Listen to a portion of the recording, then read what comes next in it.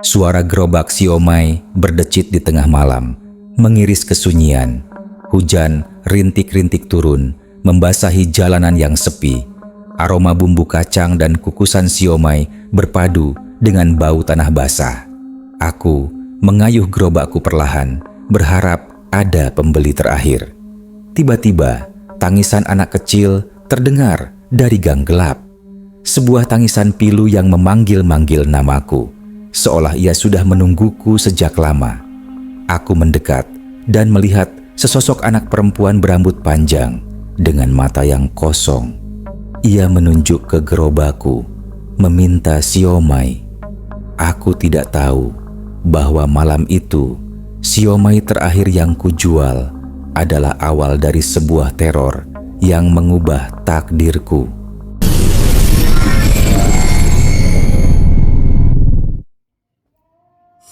Udara malam di kota Bandung terasa dingin, menusuk hingga ke tulang, tidak seperti biasanya. Jalanan sudah lengang, menyisakan deretan lampu jalan yang memancarkan cahaya kekuningan, menciptakan bayangan-bayangan panjang dan aneh dari pepohonan. Bintang-bintang tertutup oleh kabut tipis yang merayap, menambah kesan muram pada malam itu. Di tengah keheningan, terdengar suara gerobak beroda dua yang ditarik dengan susah payah. Itu adalah Mang Udin, seorang tukang siomay yang sudah puluhan tahun berjualan. Wajahnya yang keriput dan kusam oleh usia memancarkan kelelahan yang luar biasa. Malam ini, ia merasa ada yang tidak beres. Dagangan siomaynya masih tersisa banyak, padahal biasanya pada jam 10 malam sudah ludes. Perasaannya tidak enak, seolah ada sesuatu yang mengikutinya dari belakang. Mang Udin melirik jam tangannya, pukul 11.30 malam. Ia memutuskan untuk putar balik, menyusuri jalan yang berbeda dari biasanya, berharap bisa menemukan pembeli terakhir sebelum kembali ke rumah. Tiba-tiba, ia mendengar suara tangisan seorang anak kecil. Suara itu begitu pilu dan memilukan, seolah-olah berasal dari dasar jurang yang dalam. Mang Udin mempercepat langkahnya, ingin segera menjauh, tetapi suara itu semakin jelas, seolah memanggilnya. Sumber suara itu berasal dari sebuah gang sempit yang gelap di antara dua gedung tua yang sudah tidak terpakai. Dengan hati-hati, Mang Udin mematikan rokok di tangannya dan mendekati gang itu. Di sana, di bawah sorotan lampu jalan yang redup, ia melihat sesosok anak perempuan berambut panjang, mengenakan gaun putih yang lusuh, sedang meringkuk dan menangis tersedu-sedu. Wajahnya pucat pasi, matanya sembab, dan tubuhnya terlihat menggigil kedinginan.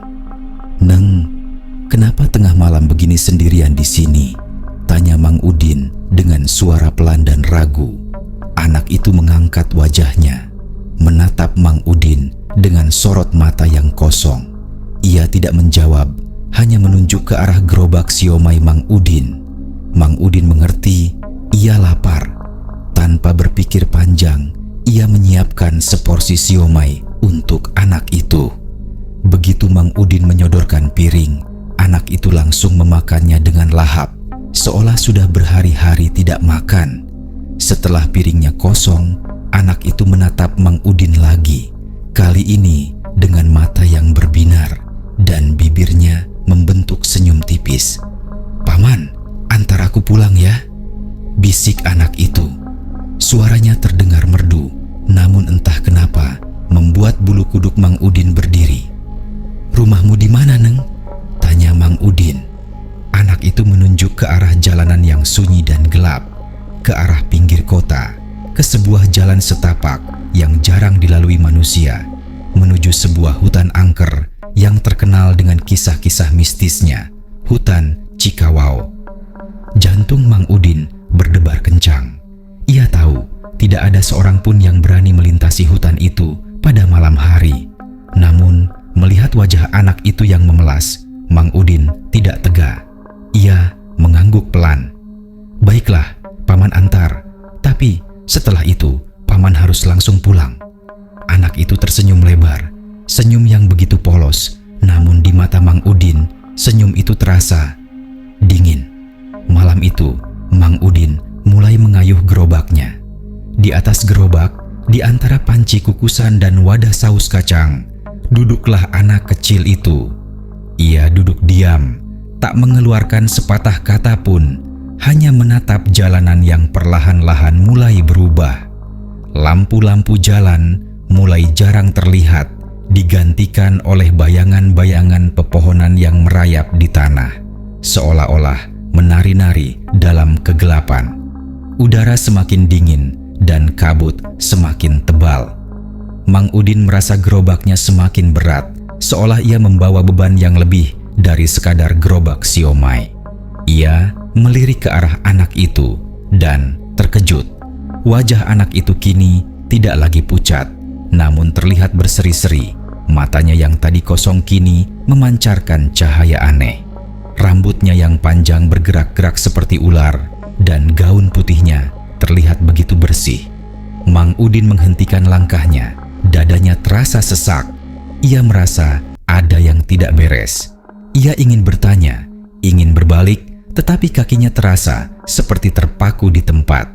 Seolah-olah ada kekuatan tak terlihat yang menahan dan mendorongnya untuk terus maju. Perjalanan Mang Udin dan anak misterius itu terus berlanjut. Hawa di sekitar mereka semakin pekat, dengan aroma tanah basah dan dedaunan yang membusuk, khas hutan Cikawao. Jalan setapak yang mereka lalui kini tidak lagi beraspal, melainkan berubah menjadi tanah berbatu yang licin dan bergelombang. Lampu jalan benar-benar sudah tidak ada lagi. Hanya cahaya rembulan yang samar-samar menembus celah-celah pepohonan rindang, menerangi jalanan di depan mereka. Mang Udin merasakan bulu kuduknya meremang, seolah ada jutaan pasang mata yang mengawasi gerak-geriknya dari balik semak-semak. Ia bisa mendengar suara-suara aneh, bisikan-bisikan halus yang terdengar seperti tawa, tangis, dan gumaman-gumaman tak jelas.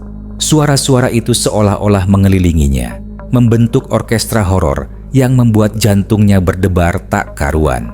Mang Udin menelan ludah, keringat dingin membasahi pelipisnya.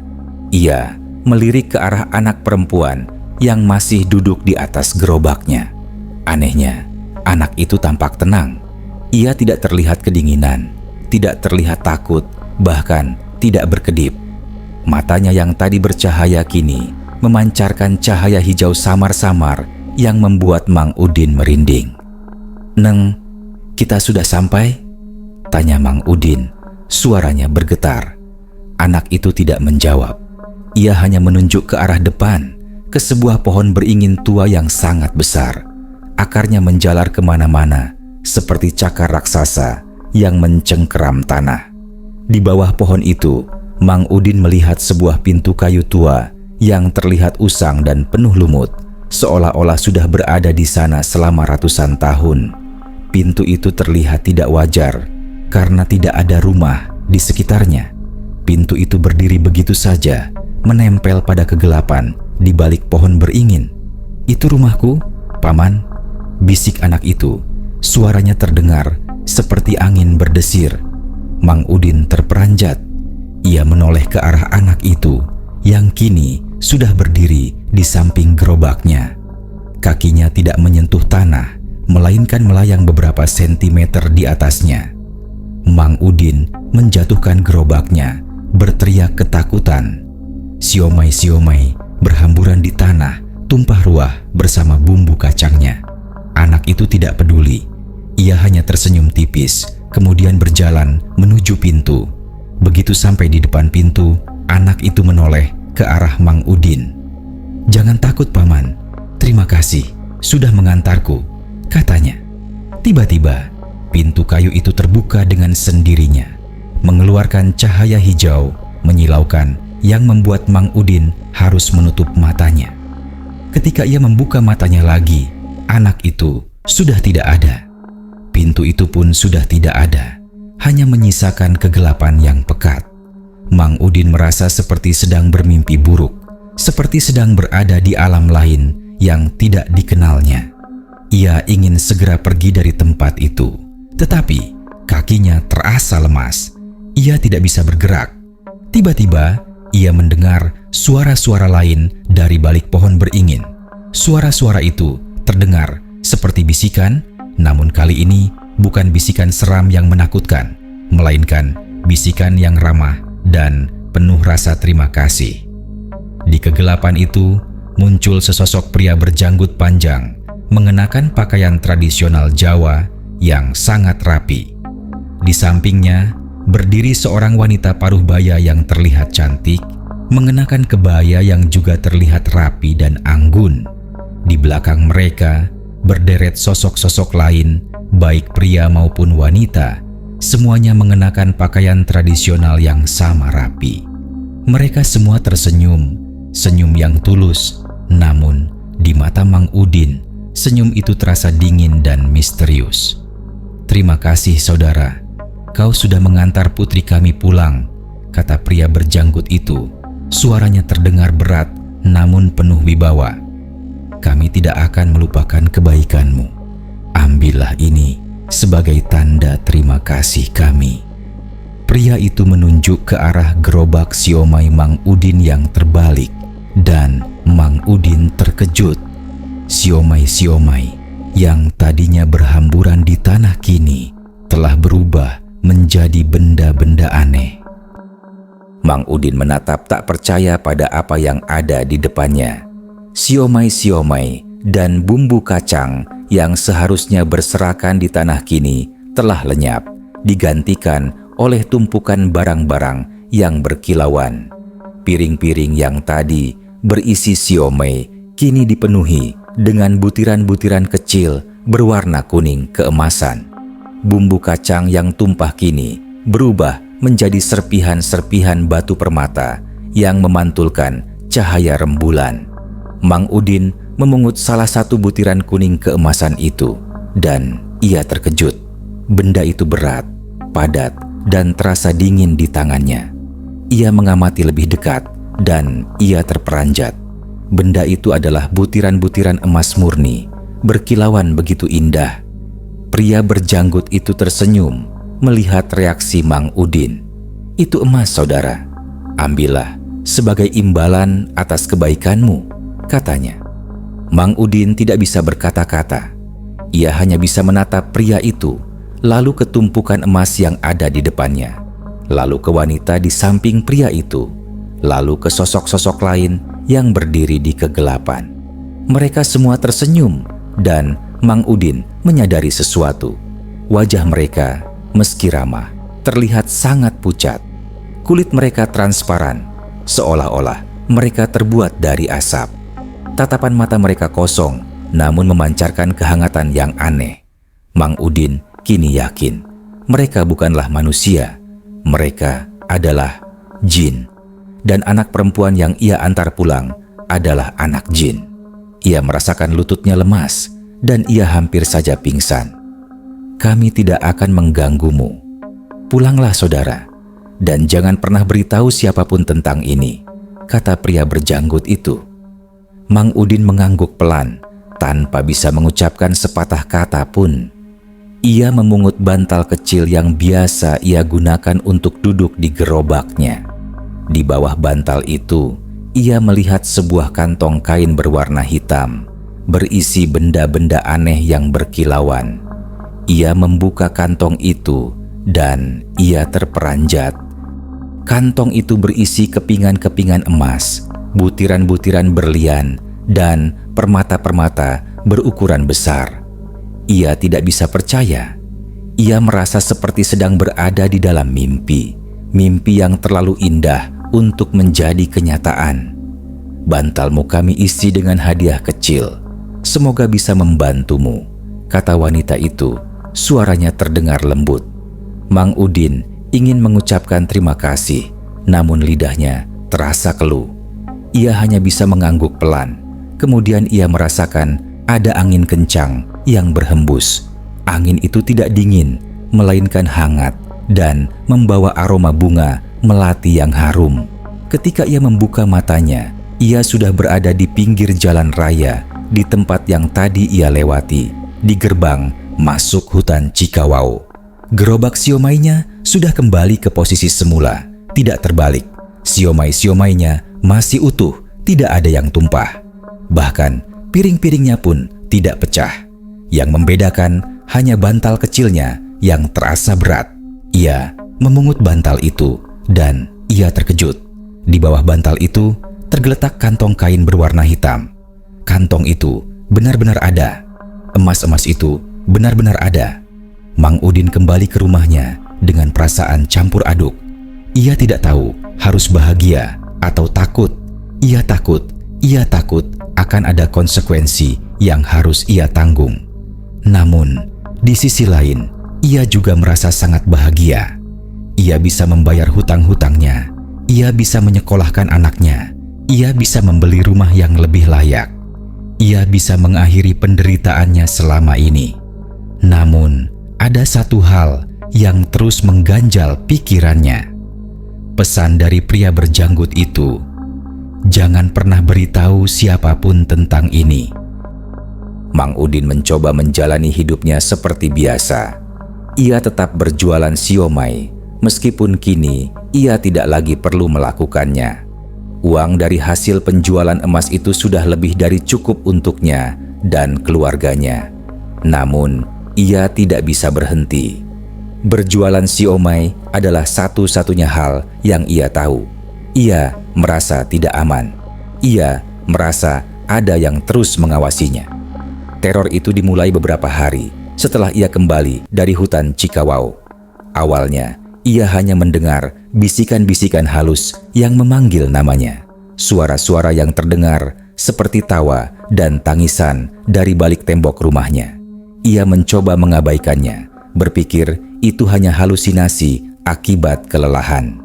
Namun, bisikan itu semakin jelas, semakin sering, dan semakin keras. Suatu malam, saat ia sedang tidur, ia terbangun oleh suara ketukan pintu yang sangat keras dan berulang-ulang. Jantungnya berdebar kencang. Ia mengintip dari celah jendela, namun tidak ada seorang pun di luar. Namun, ketukan itu tidak berhenti. Ketukan itu terdengar seperti tangan-tangan tak terlihat yang sedang memukul pintu rumahnya, memukul dengan marah, dengan dendam. Mang Udin memeluk istrinya, Ibu Siti, dan anaknya, Risa, yang terbangun karena ketukan itu. Wajah mereka terlihat ketakutan. Ibu Siti bertanya, "Ada apa, Pak? Siapa yang datang malam-malam begini?" Mang Udin tidak menjawab. Ia hanya menggelengkan kepalanya. Ia tahu tidak ada manusia yang datang ke rumahnya malam-malam begini.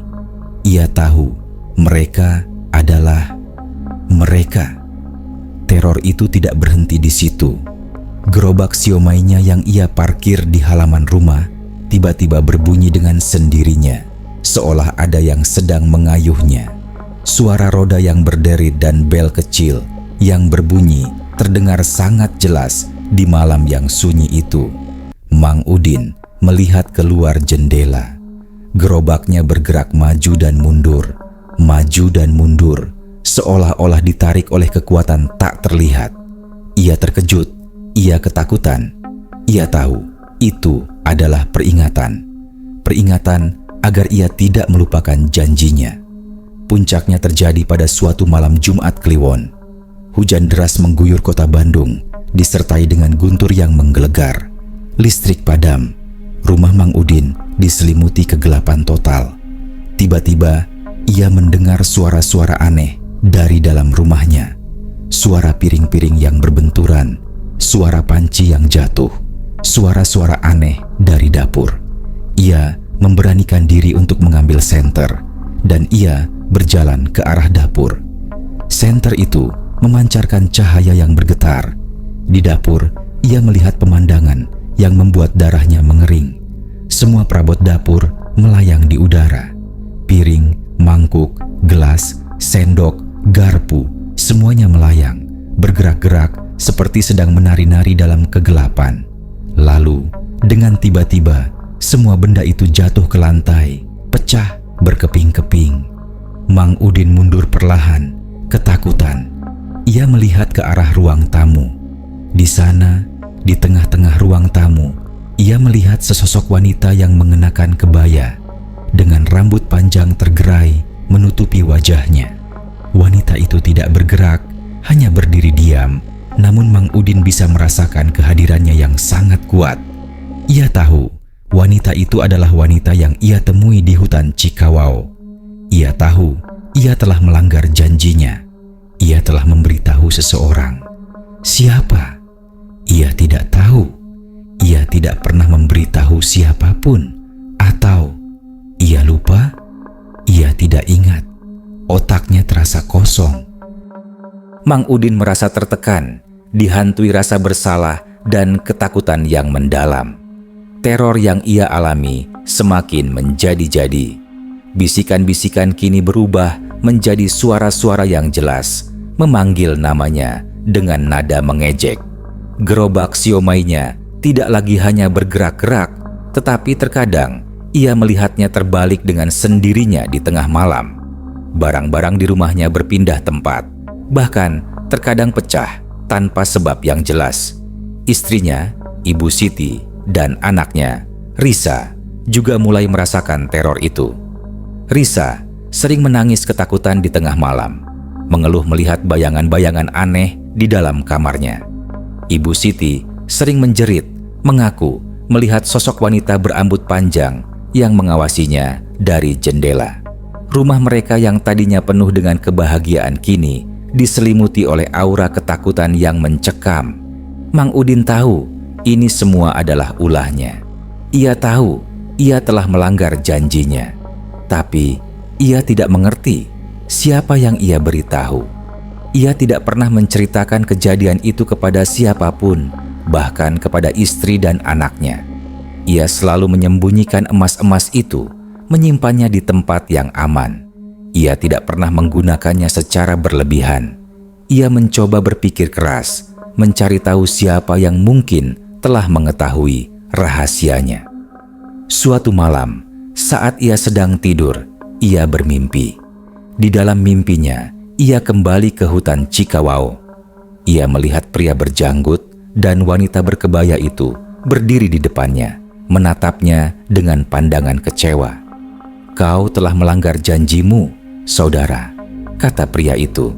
"Kau telah memberitahu orang lain." Mang Udin menggeleng. "Tidak, Tuan. Saya tidak pernah memberitahu siapapun. Saya bersumpah." Wanita berkebaya itu mendekat. Ia menunjuk ke arah belakang Mang Udin, ke arah gerobak siomainya. Di sana, Mang Udin melihat sosok yang ia kenal, sosok yang sangat ia sayangi, Ibu Siti, istrinya. Mang Udin terbangun dari tidurnya dengan napas terengah-engah. Keringat dingin membasahi seluruh tubuhnya. Ia menoleh ke samping, melihat Ibu Siti yang sedang tertidur pulas. Ia tidak mengerti. Kenapa Ibu Siti? Apakah Ibu Siti yang menceritakan rahasianya? Tidak mungkin. Ibu Siti tidak tahu apapun. Ia tidak pernah menunjukkan emas-emas itu kepada istrinya. Ia tidak pernah, atau ia pernah? Mang Udin mencoba mengingat-ingat. Ya, ia ingat. Beberapa hari setelah ia kembali dari hutan, ia pernah menunjukkan sepotong kecil emas kepada Ibu Siti. Hanya sepotong, dan ia berbohong. Ia mengatakan bahwa ia membelinya dari teman lamanya. Ia tidak pernah mengatakan bahwa emas itu berasal dari alam lain. Tapi, apakah itu sudah cukup? Apakah sepotong emas kecil itu sudah cukup untuk membuat keluarganya menjadi sasaran teror? Mang Udin menangis dalam diam. Ia merasa bersalah. Ia merasa bodoh. Ia merasa telah mengkhianati dirinya sendiri. Ia merasa telah mengkhianati keluarganya. Ia tahu teror ini tidak akan berhenti sampai ia memenuhi janjinya. Tapi janji apa? Jangan pernah beritahu siapapun tentang ini. Ia sudah melanggar janji itu.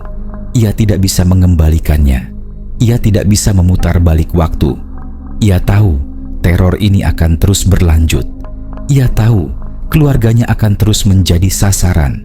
Ia tahu ia harus melakukan sesuatu. Sesuatu yang gila, sesuatu yang nekat. Ia harus mengembalikan emas-emas itu. Ia harus meminta maaf. Ia harus kembali ke hutan Cikawao. Ia beranjak dari tempat tidurnya, mengambil senter, dan berjalan ke tempat ia menyembunyikan emas-emas itu. Ia membungkus semuanya dalam sebuah kantong kain, dan ia bersiap-siap. Ia tahu perjalanannya kali ini akan jauh lebih berbahaya dari yang sebelumnya. Ia tahu ia akan menghadapi sesuatu yang jauh lebih menakutkan dari sekadar bisikan atau piring terbang. Ia tahu ia akan menghadapi kemarahan para jin. Ia harus melakukannya demi keluarganya. Ia tidak ingin melihat istri dan anaknya terus menderita. Ia tidak ingin melihat mereka ketakutan. Ia harus mengakhiri teror ini bagaimanapun caranya. Mang Udin mengayuh gerobak siomainya dalam kegelapan malam. Kali ini ia tidak membawa dagangan, melainkan sebuah kantong kain hitam yang terasa sangat berat. Angin malam berhembus kencang, membawa aroma tanah basah dan dedaunan yang membusuk, aroma yang sudah sangat ia kenal. Ia kembali ke hutan Cikawao. Kali ini ia tidak merasa takut, ia hanya merasa pasrah. Ia tahu ia telah melakukan kesalahan besar. Ia tahu ia harus menebusnya. Di bawah pohon beringin tua yang menjulang tinggi, ia melihat pintu kayu yang sama, persis seperti yang ia lihat beberapa malam yang lalu. Pintu itu terbuka dengan sendirinya, mengeluarkan cahaya hijau menyilaukan yang kini tidak lagi membuat matanya sakit. Di balik pintu itu berdiri pria berjanggut, wanita berkebaya, dan anak perempuan yang ia antar pulang. Di belakang mereka berdiri sosok-sosok lain yang tak terhitung jumlahnya, menatapnya dengan tatapan kosong namun penuh makna. Mang Udin berjalan mendekat, lututnya terasa lemas. Ia meletakkan kantong kain berisi emas di depan pria berjanggut itu. "Tuan, maafkan saya telah melanggar janji saya," katanya. Suaranya bergetar. "Saya telah menunjukkan emas ini kepada istri saya. Tolong hentikan teror ini. Jangan ganggu keluarga saya." Pria berjanggut itu tidak berbicara. Ia hanya menatap Mang Udin dengan pandangan yang sulit diartikan. Ia menoleh ke arah wanita berkebaya. Wanita itu tersenyum tipis, senyum yang dingin, namun anehnya menenangkan. Anak perempuan itu berjalan mendekati Mang Udin. Ia memegang tangan Mang Udin yang gemetar. Tangannya terasa sangat dingin, sedingin es. Paman tidak perlu mengembalikan emas ini," bisik anak itu. "Emas itu bukan milik kami. Emas itu imbalan atas kematianmu." Jantung Mang Udin berhenti berdetak. Ia menatap anak itu dengan tatapan kosong. "Kematian," bisiknya. Anak itu mengangguk. Matanya yang bercahaya kini memancarkan cahaya merah darah. Rambutnya yang panjang bergerak-gerak seperti cacing, dan gaun putihnya kini terlihat kotor dan penuh noda darah. "Kau adalah tumbal kami, Paman. Sudah saatnya kau menggantikan tempatku," bisik anak itu. Suaranya kini terdengar seperti lolongan serigala yang kelaparan. Mang Udin terperanjat. Ia mencoba berteriak, namun suaranya tidak keluar. Ia mencoba lari, namun kakinya terasa seperti terpaku di tanah.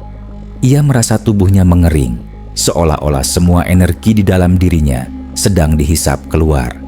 Ia merasakan sensasi yang sangat aneh, seolah-olah ia sedang berubah. Ia tidak bisa melihat tubuhnya sendiri. Ia hanya bisa melihat bayangannya yang kini tidak lagi memantulkan bayangan manusia, melainkan bayangan yang samar-samar, seperti kabut. Ia mendengar suara bisikan-bisikan aneh di sekelilingnya, bisikan-bisikan yang memanggil namanya, suara-suara yang terdengar seperti tawa dan tangisan. Ia melihat dirinya sendiri, yang kini bukan lagi Mang Udin, melainkan sesosok makhluk tak kasat mata yang melayang-layang di udara. Ia menyadari sesuatu. Ia telah menjadi penghuni baru di hutan Cikawao. Pagi itu, istri Mang Udin, Ibu Siti, terbangun dengan perasaan cemas. Suaminya tidak ada di sampingnya. Ia mencari di seluruh rumah, namun tidak ada jejak suaminya. Ia melihat ke halaman rumah dan ia terkejut. Gerobak siomay suaminya terparkir rapi dengan sebuah bantal kecil di atasnya. Di bawah bantal itu, ia melihat sebuah kantong kain berwarna hitam yang terasa sangat berat. Ia membuka kantong itu dan ia terkejut. Kantong itu penuh dengan emas-emas dan permata. Ibu Siti menangis. Ia tahu ada sesuatu yang tidak beres. Ia tidak tahu dari mana emas-emas itu berasal. Ia hanya tahu ia tidak akan pernah melihat suaminya lagi. Hingga kini, di malam hari, di jalanan Bandung yang sepi, kadang-kadang terdengar suara gerobak siomay yang ditarik, suara bel yang berbunyi, dan bisikan-bisikan aneh yang memanggil nama Mang Udin. Konon, di hutan Cikawao ada sebuah gerbang tak kasat mata yang terhubung ke dunia lain. Gerbang itu dijaga oleh sesosok makhluk tak kasat mata yang dahulunya adalah seorang tukang siomay yang dibayar dengan emas untuk mengantar seorang anak jin pulang ke rumahnya. Dan kini ia menjadi tumbal, menjadi penjaga gerbang tak kasat mata itu selamanya. Kisah ini menjadi peringatan bagi kita semua bahwa terkadang rezeki yang datang dengan cara tidak wajar mungkin adalah harga yang harus dibayar dengan nyawa. Dan di dunia ini ada hal-hal yang lebih mengerikan dari kemiskinan, yaitu berurusan dengan alam yang tak terlihat, yang menyimpan misteri-misteri gelap yang tak pernah bisa kita pahami.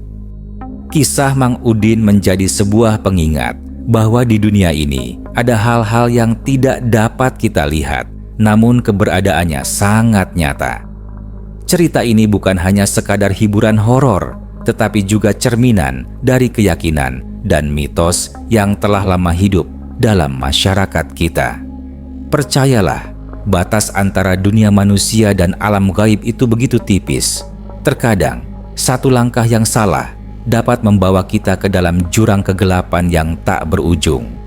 Jadi, jika suatu malam kau mendengar suara gerobak siomay di tengah kesunyian, atau melihat seorang anak kecil menangis di gang sepi, ingatlah kisah Mang Udin dan berdoalah semoga kau tidak bertemu dengannya.